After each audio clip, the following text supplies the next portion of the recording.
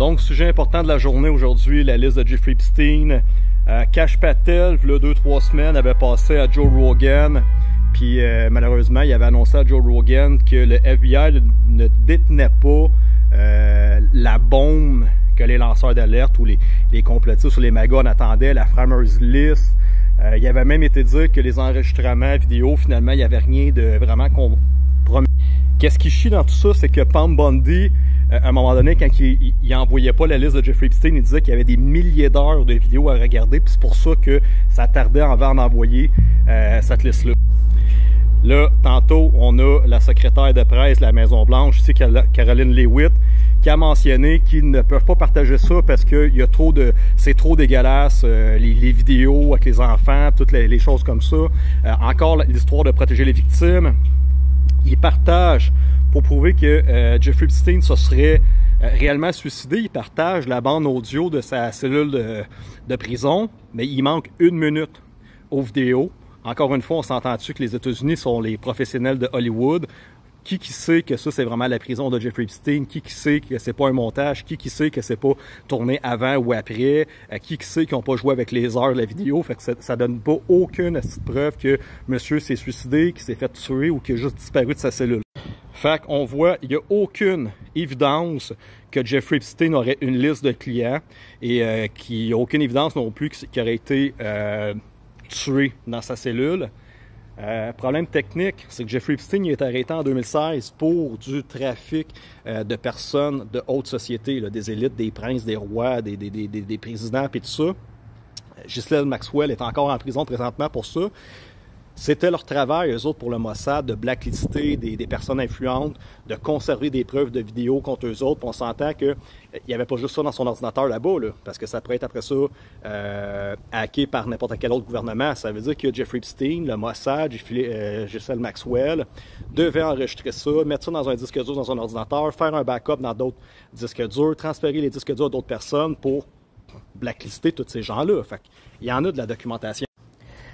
Ensuite de ça, quand on nous fait croire qu'ils n'ont pas libéré la liste de Jeffrey Epstein parce qu'il y avait des milliers d'heures de vidéos à regarder, Jeffrey Epstein il a été arrêté depuis 2016. Fait qu'on va se le dire que depuis 2016, ils ont eu le temps en hostie de regarder les vidéos et la liste de Jeffrey Epstein puis tout ça. Fait que c'est pas vrai qu'en 2025, ils n'ont pas encore les évidences.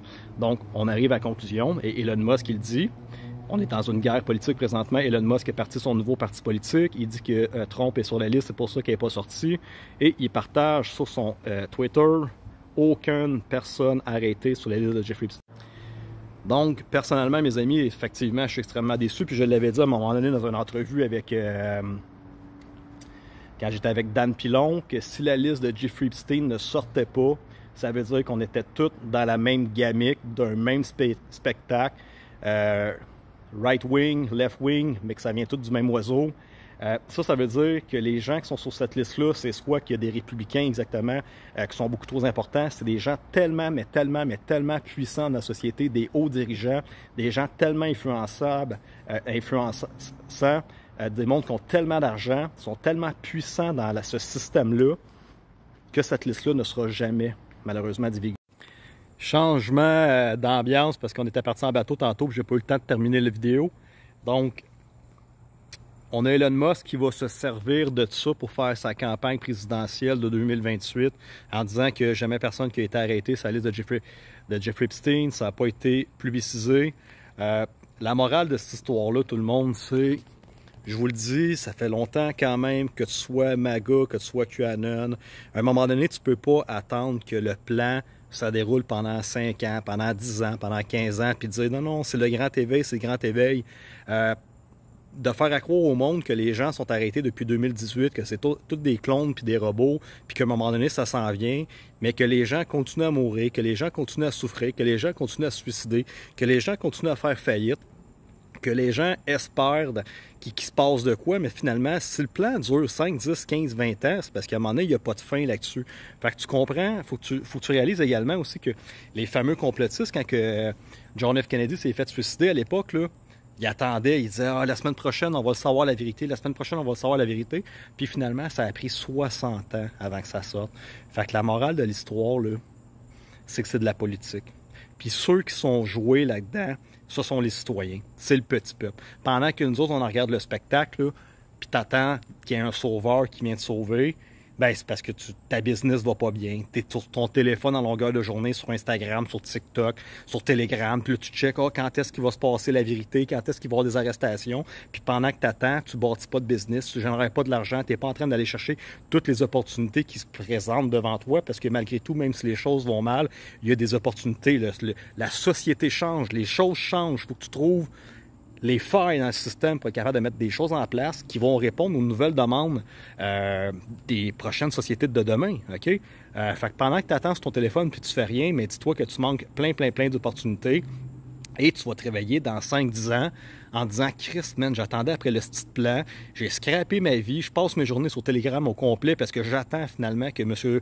Donald Trump ou n'importe qui vienne me sauver. » Tu dois être ton propre sauveur. OK? Tu mets ta foi en Jésus-Christ, en Dieu. C'est toi en qui tu dois avoir foi pour réussir à faire quelque chose de concret. C'est toi qui dois changer ta vie intérieurement. C'est toi qui dois faire des choses concrètes pour modifier ton univers, modifier les choses qui t'entourent alentour de toi, puis que générer une abondance, générer des opportunités, aller chercher des contacts, à parler avec le plus de gens possible pour dire « Oh, cette personne-là est capable de m'apporter là. » Puis cette personne-là, si je parle, est capable de m'apporter à l'autre endroit. Puis à un moment donné, tu te retrouves avec un réseau de contacts tellement important que tu es capable de tisser des liens entre « Oh, lui, il a tel besoin que je suis capable de rentrer en contact avec cette personne-là. Puis cette personne-là, je vais lui présenter l'autre personne parce que lui m'a parlé de sa business. » Et là, tu commences à développer des choses comme ça.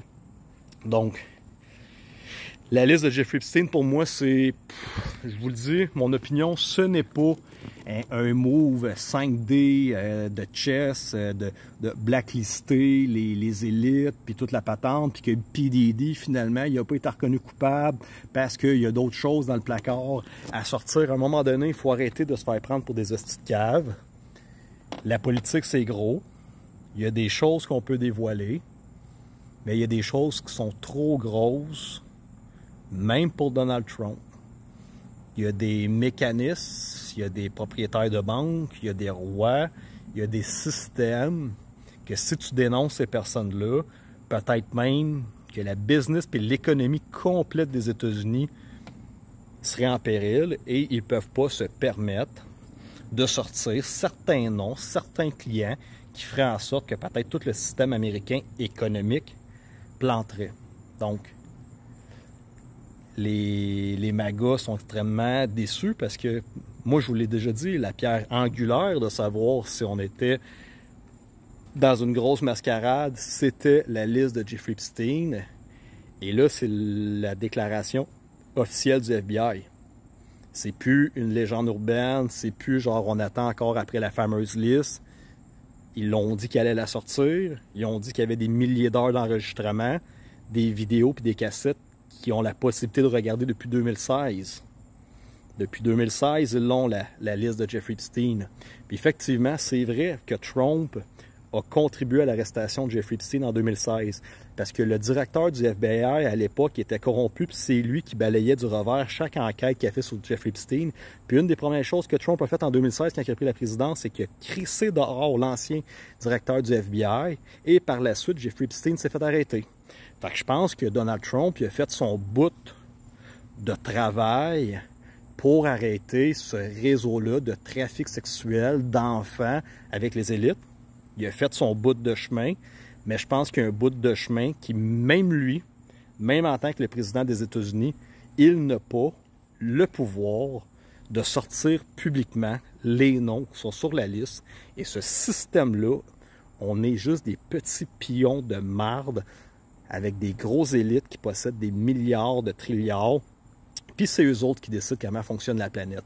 Fait que quand tu arrives à la conclusion de réaliser qu'il n'y a rien qui va changer si toi, personnellement, tu ne fais pas les choses pour changer ta propre vie. Bonne soirée.